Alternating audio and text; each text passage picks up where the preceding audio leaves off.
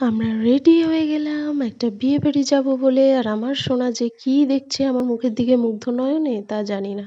চলে এসেছি আমরা বিয়েবাড়িতে। তো এই হলো বাইরের ডেকোরেশন আর এই হলো পাত্রপাত্রী। তো এবার আমরা ভেতরে এন্টার করি।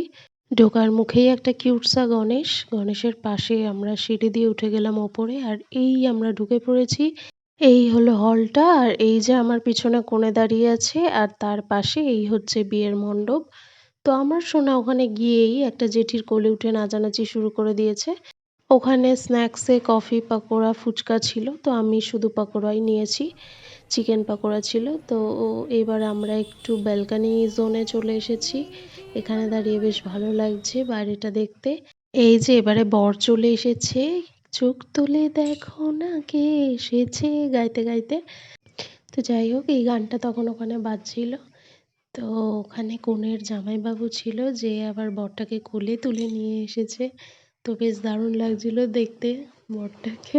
এই যে আসছে কোলে করে বর। তো এবার সরাসরি মেনুতে চলে আসি। মেনুতে অনেক কিছু ছিল। কড়াইশুঁটির কচুরি, চানা মশলা, মুখমোহন, সাদা ভাত, চিপস। তারপর মেইন যে আকর্ষণ সেটা হলো ফ্রাইড রাইস আর মাটন ছিল। ভেটকি সর্ষে ছিল।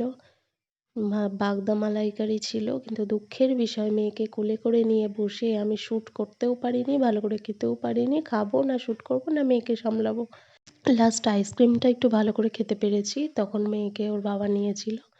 তো যাই হোক মেয়ে সারাদিন এই করেছে। আমার শুধু কান ধরে ধরে টেনেছে, খেলা করেছে।